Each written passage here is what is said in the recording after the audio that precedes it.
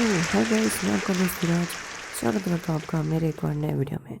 तो आज का वीडियो बहुत ज़्यादा अमेजिंग होने वाला है क्योंकि आज हम लोग क्वाड्रेटिक इक्वेशन का पत्ता कट करने वाले हैं। ठीक है, तो चलो बिना किसी बकवास के शुरू कर देते हैं। तो आखिरकार इस वीडियो के अंदर है क्या और हम इसका पत्ता कैसे कट करेंगे। तो देखो, सबसे पहले तो है शानदार नोट्स, जिसके अंदर हर एक कॉन्सेप्ट, हर एक पॉइंट बहुत ही ज़्यादा ईजी वे में बताया हुआ है। ठीक है, उसके बाद चलते हैं हम लोग इनके क्वेश्चंस के ऊपर। पिछले 10 साल में जितने भी कॉमन क्वेश्चंस हैं या फिर जितने भी अलग अलग क्वेश्चंस हैं, अलग अलग कॉन्सेप्ट, अलग अलग फॉर्मूले पे बेस्ड हैं, वो सारे के सारे मैंने डाल रखे हैं।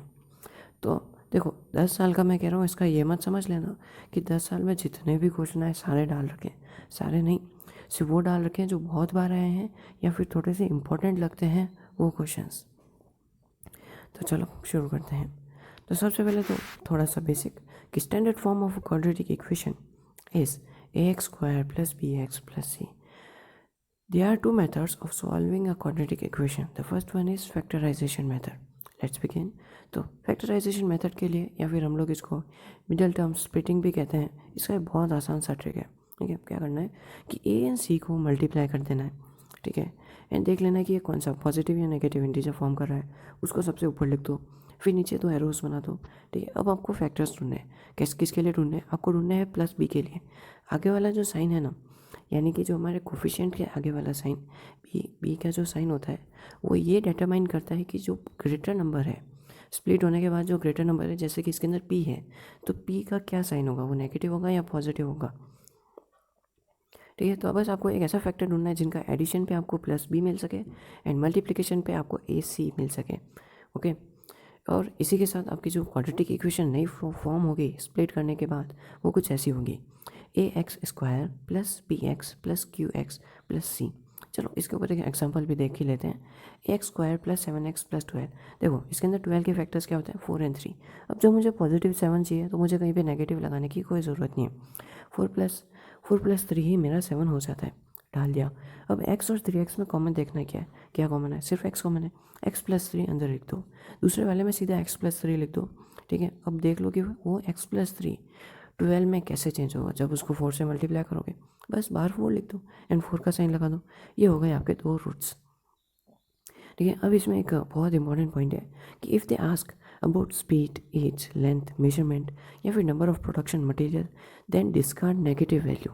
ठीक है, अगर जैसा कि किसी एरोप्लेन या फिर ट्रेन की स्पीड के लिए पूछ लेते हैं, उसके अंदर एक नेगेटिव रूट आ सकता है, तो अब वो जो नेगेटिव रूट है उसको नेगोशिएट, उसको मतलब हटा दो एकदम, उसको मतलब समझो ही नहीं कि वो है, सिर्फ पॉजिटिव रूट को लेना है। अब इसके बाद दूसरा जो मेथड है वो है क्वाड्रेटिक फार्मूला।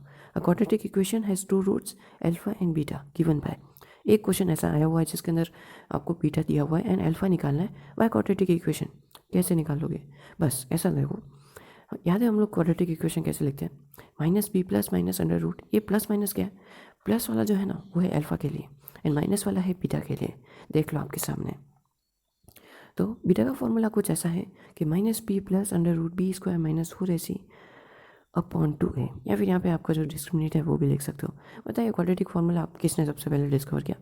बिल्कुल यार, हमारे इंडिया में इसकी डिस्कवरी हुई है और इसका एक और नाम है श्रीधराचार्य फार्मूला। ठीक है, चलो आगे चलते हैं, जिनको भास्कर 2 के नाम से भी जाना जाता है। अब यहाँ पे डिस्क्रिमिनेट जो कि ये है, उसको कैसे फाइंड करते हैं, वो होता है बी स्क्वायर माइनस 4ac।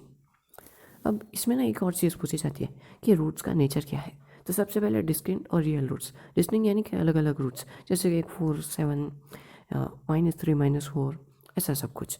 तो ये कब आएंगे, ये तब होंगे जब डिस्क्रिमिनेट की वैल्यू यानी कि बी स्क्वायर माइनस 4ac की वैल्यू 0 से बड़ी होगी, यानी कि पॉजिटिव इंटीजर्स। उसके बाद इक्वल रूट्स तब होंगे जब b square minus 4ac equals to 0 हो जाएगा। अब कोई रूट्स नहीं होंगे, रूट्स इमेजनरी होंगे, रूट्स विल नॉट एग्जिस्ट। वो तब होगा जब डिस्क्रिमिनेट की वैल्यू 0 से छोटी होगी, यानी कि नेगेटिव में। ठीक है, तो इतना सही था कॉन्सेप्ट। अब चलो चलते हैं सीधा क्वेश्चंस के ऊपर, क्योंकि जितने ज़्यादा क्वेश्चंस प्रैक्टिस करोगे उतने ज़्यादा आपको आपके अंदर एक्सपीरियंस आता रहेगा। एंड मैं मेरे एक्सपीरियंस से 200 क्वेश्चंस कर लेने के बाद मैंने उनके अंदर जितनी भी मिस्टेक्स की थी वो वीडियो के एंड में मैंने समझा रखी है, तो वो भी आपके हेल्प में आ जाएगी। क्या पॉइंट्स को ध्यान रखना है वो सारा वीडियो के एंड में है। एक बार हम लोग क्वेश्चंस को शुरू कर देते हैं। एंड अगर क्वेश्चंस में कोई क्वेश्चन आपसे सॉल्व नहीं हो पाए तो बुरा मत मानना, क्योंकि मैंने आसान क्वेश्चंस को नहीं लिया है। ठीक है। The roots of the quadratic equation x square minus 3x minus M bracket m plus 3 is equal to 0। CBSE 2011 में ये क्वेश्चन आ चुका है। उसके बाद where m is a constant term, यहाँ पे जो सबसे मेन चीज़ है वो है कॉन्स्टेंट टर्म। ये क्या होता है चलो आगे चल के बताता हूँ। वैसे ही 1 मार्क का क्वेश्चन है, आएगा तो नहीं पर केस बेस्ड में आ सकता है। ठीक है, तो ये गिवन इक्वेशन कुछ क्या तरह के। अब याद है हम लोग 9th में हमने देखा था कि कांस्टेंट टर्म, कोफिशिएंट टर्म, ऐसा सब कुछ याद है ना। बस अब यहाँ पे जो कांस्टेंट टर्म है, कांस्टेंट टर्म कौन सी होती है, वैसे तो हमारी वो वाली होती है, यानी कि लास्ट वाली होती है, यानी कि जो सी है वो हमारी कांस्टेंट टर्म होती है। पर कोफिशिएंट्स एंड वेरिएबल्स याद है। अब यहाँ पे जो एक्स का कोफिशिएंट है ना, उसको भी हमें कांस्टेंट मान लेना है। कैसे मान लेंगे, वही जो हमारा कांस्टेंट जाके है, यानी कि where m is a constant, n क्या, एम क्या था हमारा वैल्यू, जो कि सी का वैल्यू था। अब सी की जो वैल्यू है उसको एक्स के कोफिशिएंट के साथ डाल दो। ठीक है, तो ये कुछ इस तरीके से फॉर्म होगा। एक्स स्क्वायर ब्रैकेट में M plus 3 minus M bracket में X minus M M plus 3। ठीक है, पूरा का पूरा टर्म डाल दो, पूरा का पूरा सी। अब ये मत कहना कि माइनस एम कहाँ से आ गया, माइनस एम भी सी का ही टर्म है। देखो सी बता ही देता हूँ, सी है माइनस एम ब्रैकेट में एम प्लस 3। कैसे भी लिखो, एम प्लस 3 माइनस एम लिखो या फिर माइनस एम एम प्लस 3 लिखो, एक ही बात है। उसके बाद ये कुछ, अब इसको ना सिंप्लीफाई कर देना है। कैसे करेंगे सिंप्लीफाई, मल्टीप्लाई कर दो। X square minus x plus 3। देखो अब इसके बाहर जो एक्स का टर्म था उसको मल्टीप्लाई कर दिया दोनों ही टर्म से। तो अब क्या ऐसा हो सकता है कि एक्स दोनों में सब में कॉमन है। चलो एक्स को बाहर ले लेते हैं, एक्स को बाहर ले लिया। अब अंदर जो कुछ भी बच जाता है उसको रख दो। अब जो हमारा एक्स है उसको जीरो वाली साइड पे भेज दो, जो जो चीज़ें सब्ट्रैक्ट हो सकती हैं उन्हें कर दो। तो ये कुछ इस तरीके से आ जाएगा, एक्स प्लस एम ब्रैकेट में एक्स माइनस एम प्लस 3। ठीक है, तो एम प्लस 3 तो हमें मिल गया। ठीक है, ये हमें दो रूट्स मिल गए, पता है। देखो पहले कैसे रूट्स मिले थे, एक्स प्लस 14, उनको हमने क्या किया था, उधर भेज दिया था। तो x is equals to minus 14, वैसा ही इसी के अंदर है, एक्स प्लस एम है तो x is equals to minus m, x minus m plus 3 is equals to 0। चलो उधर भेज देते हैं, x plus x plus 3 is equals to 0। ठीक है, चलो और आगे चलते हैं। अब इसके बाद ये जो क्वेश्चन है ये सबसे ज़्यादा कॉमन है, जहाँ पे हम एक इक्वेशन दे देते हैं एंड उसके के की वैल्यू फाइंड करनी पड़ती है। Find the value of k for which x is equals to 2 in a solution of the equation. इसके दो मेथड्स हैं इसको सॉल्व करने के। सबसे पहला मेथड ये है कि अगर एक्स इज इक्वल्स टू 2 है तो एक्स की वैल्यू डाल दो, आपको आपका आंसर मिल जाएगा। इसके बाद एक और मेथड है, वो ये है कि इनके रूट्स को देख लो, माइनस बी बाई ए, याद है ना, addition of roots and sum of roots and multi product of roots, यानी कि alpha plus beta and alpha into beta. तो वही कर दो, alpha plus beta is equal to minus B by A, है ना, तो डाल दो minus B by A upon equals to, इनकी वैल्यूज डाल दो कि 2 अपॉन के, माइनस 2 अपॉन के, तो आपको आपकी वैल्यूज़ मिल जाएंगी। ओके, कैसे भी कर सकते हो, जैसा भी आपको अच्छा लगे। अब आगे चलते हैं। तो ये एक केस बेस्ड क्वेश्चन है जो कि 2011 में आ चुका है। तो due to some technical problems an aeroplane started late by 1 hour from in starting point, aeroplane by 100 kilometre per hour from its usual speed to cover a journey of 1200 kilometre in time, या फिर 1200 kilometres भी कह सकते हो। तो अब यहाँ पे जो बेसिक कॉन्सेप्ट आता है वो है टाइम टू माइनस टाइम 1। यहाँ इस क्वेश्चन का जो शहंशाह है वो है हमारा डिस्टेंस वाला फॉर्मूला, कि distance is equals to speed into time, या फिर वही वाला डिस्टेंस पिरामिड, ऊपर डिस्टेंस नीचे है स्पीड। तो इसी से हमें इसको भी सॉल्व कर देना है। इसका जो मेन कॉन्सेप्ट है, ऐसे क्वेश्चन जिसमें आपको टाइम, स्पीड या डिस्टेंस पूछ लेते हैं, उसके अंदर एक ही चीज़ करनी है कि जो वो फॉर्मूला है उसको सेटिस्फाई करना है, यानी कि पहले उसकी टर्म्स निकालो एंड उसके अंदर डाल दो। एंड इसमें एक और है, इस क्वेश्चन में एक कड़ी देखी, वो ये है, कड़ी यानी कि एक फैक्ट देखा, वो ये है कि जब पायलट ने 100 किलोमीटर की स्पीड जो इंक्रीज़ की, तो वो जो जर्नी है वो 1 घंटा लेस हो गई, यानी कि वो 1 घंटा जल्दी वहाँ पे पहुँच गए। देखो वहाँ सेकेंड लाइन में लिखा हुआ है, started late by 1 hour from its starting point, the pilot decided to increase the speed of the aeroplane by 100 kilometre hour from its usual speed to cover a journey of, sorry मैंने मतलब, ठीक है, एक line मैंने miss कर दी इसके अंदर, question के अंदर, सॉरी। इसका एक क्वेश्चन के अंदर ये लाइन भी है कि इतनी स्पीड इंक्रीज़ कर लेने के बाद वो 1 घंटा जल्दी पहुंच जाता है। ठीक है, तो अब यहाँ पे क्या करना है, t2 माइनस t1 यानी कि टाइम 2 माइनस टाइम 1। चलो देख लेते हैं। तो सबसे पहले तो आपको स्पीड फाइंड कर लेनी है या फिर टाइम फाइंड कर लेना है। देखो, स्पीड फाइंड करने के लिए आपको टाइम की बहुत ज़्यादा ज़रूरत है। जैसा कि मैंने कहा, कंडीशन को सेटिस्फाई करना पड़ेगा। तो टाइम को निकाल लेते हैं। टाइम क्या होता है? टाइम होता है हमारा डिस्टेंस अपॉन स्पीड। डिस्टेंस कितना था? 1200। स्पीड कितनी थी? स्पीड को हमने माना था x, डाल दो अपॉन में। अब इस इक्वेशन के हिसाब से जब उसने 100 किलोमीटर की स्पीड को एक्सटेंड किया तो आपको 1 आवर कम लगा। तो चलो x प्लस 100 लिख देते हैं। एंड हमें नया टाइम क्या हो गया? वो हो गया 1200 अपॉन एक्स प्लस 100 आवर्स। इसके बाद according to the question the aeroplane now takes 1 hour less to cover the same distance. Sorry, हाँ, इसके अंदर मैं एक लाइन मिस कर दिया, और किसी क्वेश्चन के अंदर नहीं है, सिर्फ इसी के अंदर है। तो अब इसके अंदर क्या बन जाएगा? अब इक्वेशन को सेटिस्फाई कर दो कि 1200 अपॉन एक्स प्लस 100, ये क्या था हमारा? Time 2 is equals to time 1। ठीक है, जो हमारा मतलब एक्चुअल जो टाइम था, अगर वो उसी स्पीड से चलता तो हमें 1 घंटा और ज़्यादा लग जाता, पर नहीं, हमें 1 घंटा कम लग रहा है। किसकी वजह से? हमारे नए टाइम की वजह से। तो इस कंडीशन को अपन उल्टा भी कर सकते हैं कि नए टाइम में से पुराने टाइम को माइनस कर दो, या फिर पुराने टाइम में से नए टाइम को माइनस कर दो, 1 मिलेगा, क्योंकि 1 आवर का ही तो डिफरेंस है। तो बस 1 आवर डाल दो, फिर नीचे वाले को एलसीएम ले लो। इनका एलसीएम कैसे लेते पता है? जो बड़ी टर्म है, जैसे कि एक्स प्लस 100 जो मोनो, ठीक है, एक्स प्लस 100 टर्म है, उसको एक्स से मल्टीप्लाई कर दो, बाहर एक्स लिख दो। जब मल्टीप्लाई करोगे उसको फर्स्ट वाले टाइम से, तो 1200 upon x into x bracket में एक्स प्लस 100, तो एक्स वाली टर्म कट जाएगी एंड ये मल्टीप्लाई हो जाएगा एक्स प्लस 100 से। ठीक है, अब इसके बाद ये इक्वेशन फॉर्म हो जाएगी। इसकी क्वाड्रेटिक इक्वेशन बनानी है। ध्यान रखना इसमें पॉजिटिव है नेगेटिव नंबर्स का, अगर ब्रैकेट के बाहर नेगेटिव साइन है तो अंदर के सारे साइंस चेंज हो जाएंगे।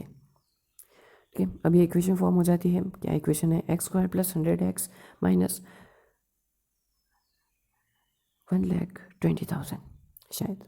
ठीक है, तो अब वही हमारे मिड टर्म स्प्लिटिंग। देखो, कभी भी क्वेश्चंस में ना, ठीक है, क्वाड्रेटिक इक्वेशन वाला फॉर्मूला यूज़ करोगे पर वो बहुत ज़्यादा लंबा हो जाता है। एंड शॉर्ट के लिए हमें मिड टर्म स्प्लिटिंग को यूज़ करना चाहिए, एंड जो मेथड है उसका यूज़ करो, इजीली हो जाएगा। तो मिड टर्म स्प्लिटिंग कर लेने के बाद हमें 2 वैल्यूज़ आती हैं। पहली है -400 यानी कि -400, एंड दूसरी है +300। तो नेगेटिव स्पीड हो नहीं सकती, तो हमारा राइट आंसर रहेगा +300। इसके बाद एक क्वेश्चन आता है कि ये जो क्वाड्रेटिक इक्वेशन है, इसके जो रूट्स हैं उनका नेचर बताओ। देखो, हमें पता है कि एक तो है भाई -400 एंड दूसरा है 300, तो डिस्टिंक्ट है, अलग अलग है और रियल है। ठीक है, पर फिर भी हम लोग एक बार के लिए देख लेते हैं। डिस्क्रिमिनेट डाल दो, यानी कि b² माइनस 4ac, उसकी वैल्यूज़ डाल दो, आपको आंसर मिल जाएगा 4,90,000, जो कि 0 से ऑब्वियसली बहुत ज़्यादा बड़ा है। ठीक है, चलो अब इसके आगे चलते हैं। एक और क्वेश्चन जो बहुत बार आ चुका है, यह है CBSE 2010 में। मैंने 10 ही लिख रखा है क्योंकि मुझे और कुछ मिला नहीं था। ठीक है, मतलब सेम क्वेश्चन नहीं आया है, इसी के फॉर्म में आया है, इक्वेशंस चेंज कर दिए हैं, नंबर चेंज कर दिए हैं, वैसा। अब सॉल्व फॉर एक्स। अब ये जो इक्वेशन दी हुई है इसको बस सॉल्व करना है और कुछ भी नहीं करना है। तो सबसे पहले ए बी एंड सी को देख लो, डिस्क्रिमिनेट की वैल्यू डाल दो। ऐसे क्वेश्चंस में जिसके अंदर रूट्स हैं या फिर अंडर रूट्स के अंदर नंबर्स हैं, इंटीजर्स हैं, तो फिर उन्हें डिस्क्रिमिनेट से सॉल्व करोगे तो ज़्यादा अच्छा रहेगा। डिस्क्रिमिनेट से सॉल्व करो। यहाँ पे कन्फ्यूजन आता है कि रूट्स को अनरूट से कैसे सॉल्व करें, तो उसके लिए मैंने एक शॉर्ट्स भी डाला था, शायद देखा हो तो अच्छी बात है, नहीं देखा हो तो कोई बात नहीं, मैं बता देता हूँ। तो देखो, जो रूट्स वाले नंबर हैं उनको रूट से मल्टीप्लाई करो, जो अनरूट्स वाले हैं उनको अनरूट से, फिर साथ में दोनों को मल्टीप्लाई कर लो। जैसे कि √3 इंटू √3, एक 3 आ जाएगा। फिर 4 इंटू -8, नेगेटिव का साइन बड़ा होता है इसलिए लगा देंगे, -32 इंटू 3। अब कहोगे -96 है, तूने यहाँ पे सिर्फ 96 लग रखा है। देखो, यहाँ आगे एक माइनस का साइन है, b² माइनस 4ac, एंड 96 भी नेगेटिव का है, तो नेगेटिव नेगेटिव पॉजिटिव हो जाएगा, एंड ये 100 प्लस 96 हो जाएगा। उसके बाद डिस्क्रिमिनेट की वैल्यू डाल देनी है एंड बस। पर हाँ, रैशनलाइज करना मत भूलना। ठीक है, रैशनलाइज कब करना है? सब कार्ड 5 के जब आपको कुछ भी नहीं आ रहा तो रैशनलाइज कर देना। इसके बाद एक और आता है, does there exist a quadratic equation whose coefficients are rational but both of its roots are irrational? Justify your answer। देखो, ऐसा करना कि अगर ऐसा क्वेश्चन आ जाए, ठीक है, तो उसको क्या करना कि उसके लिए थोड़ी सी जगह छोड़ देना और उसको लास्ट में कर देना, क्योंकि तब तक आपको कोई ना कोई ऐसी इक्वेशन याद आ ही जाएगी जो इस स्टेटमेंट को सेटिस्फाई कर सके या नहीं कर सके। इसका मतलब क्या है? इसका मतलब ये है कि चाहे जो इनकी मतलब कोफिशिएंट्स हैं, ठीक है, वो अगर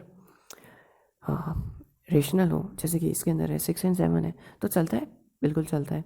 एंड अगर ये रेशनल होने के बावजूद क्या इनके रूट्स इरेशनल हो सकते हैं, बिल्कुल हो सकते हैं। तो बस इतनी सी बात है कि बस ये इक्वेशन डाल देना, या फिर कोई भी इक्वेशन आपको याद आए जिसमें ऐसे नंबर्स हों, जैसे कि 7, 3, तो उन नंबर्स को डाल देना, आपको आपकी इक्वेशन मिल जाएगी। एंड हाँ, प्लीज़ डिस्क्रिमिनेट वाला यूज़ करना, क्योंकि उसके अंदर रूट आ जाता है। मिड टर्म स्प्लिटिंग के अंदर रूट नहीं आता, तो इसलिए थोड़ी सी दिक्कत हो सकती है। चलो आगे चलते हैं। तो एक और क्वेश्चन आ जाता है, determine the condition for one root of the quadratic equation ax² + bx + c = 0 to be the thrice of the. ठीक है, ये मतलब एक और क्वेश्चन बैंक में से लिया हुआ है। तो चलो एक रूट ले लेते हैं अल्फ़ा, दूसरा ले लेते हैं 3α। Alpha + 3α = -b/a। वैल्यूज़ डाल दो, आपका आंसर आपके सामने आपको मिल जाएगा। ठीक है, चलो उसके बाद चलते हैं एक और क्वेश्चन के ऊपर। If the roots of the following quadratic equation are equal then AD = BC। ऐसे क्वेश्चंस के अंदर जहाँ पे कोई नंबर नहीं दिया हुआ एंड आपको कोई प्रूव करना है, देखो इन क्वेश्चन में क्या करना है, जितना भी आज दिन तक सीखा है ना, आप लोगों ने सीखा है, वो सब कुछ इसके अंदर डाल दो। सब कुछ मतलब लिटरली सब कुछ। एक मतलब फॉर्म कर लो एक बार, जो कुछ भी दिया हुआ है वो डिस्क्रिमिनेट वैल्यू में डाल दो। उसके बाद जो कुछ भी दिख रहा है, मल्टीप्लाई, सब्ट्रैक्शन, कोई किसी की आइडेंटिटी, डिवीजन, कुछ भी दिख रहा है सब कुछ कर दो। लास्ट में जाके आपको आपका आंसर मिल ही जाएगा। ये इसका सीधा सा फंडा है, ज़्यादा कुछ इसमें दिमाग के घोड़े दौड़ाने की कोई ज़रूरत नहीं है। अभी एक और क्वेश्चन है जो बहुत ज़्यादा दिमाग को घुमा देने वाला है, पर इसके अंदर भी वही कॉन्सेप्ट है, टाइम 2 - टाइम 1। पहले टाइम 2 को फॉर्म करो, फिर टाइम 1 को फॉर्म करो, उनके बीच का डिफरेंस को इक्वल्स टू लिख लो, एंड मल्टीप्लाई करके इक्वेशन बना के मिड टर्म स्प्लिटिंग लगा के आपका आंसर आपके हाथों में होगा। ठीक है, तो देख लेते हैं इस क्वेश्चन के अंदर। देखो इसके अंदर टाइम 3, क्वेश्चन पढ़ लो एक बार, कितना भारी क्वेश्चन है ये। NCERT एग्जाम पर का क्वेश्चन है। 80 minutes past 2 p.m. the time needed by the minute hand of the clock to show 3 p.m. was found to be 3 minutes less than t²/4 minutes. Find t। ठीक है, अब मुझे बताओ 2 बजने में 3 बजने में कितने का डिफरेंस है। सीधी सी बात है, 1 घंटे का डिफरेंस है। अब यहाँ पे जब सारी चीज़ें मिनट्स में हैं, तो 1 घंटे में कितने मिनट्स होते हैं, 60 मिनट्स, यानी कि डिफरेंस इज इक्वल टू 60। अब टाइम 2 एंड टाइम 1, टाइम 1 कितना था, एक्चुअल टाइम कितना था हमारा t, टाइम 2 कितना था t²/4 सब्ट्रैक्टिंग 3, क्योंकि 3 मिनट्स लेस थे। ठीक है, बस अब कुछ नहीं करना, अब मल्टीप्लाई कर दो और आपका आंसर मिल जाएगा। सो वीडियो यहीं पे ख़त्म हो सकता है, ख़त्म हो चुका है। होप सो कि आपको समझ में आया होगा। ठीक है, एंड समझ में नहीं आया, कुछ मज़ा नहीं आया, तो नीचे डालो कमेंट बॉक्स में, एक बार हम लोग और ट्राई करेंगे कुछ और नया। ठीक है, तो चलो, एंड अगर मज़ा आया हो, अच्छा लगा हो, तो शेयर कर देना, क्या ही जाता है।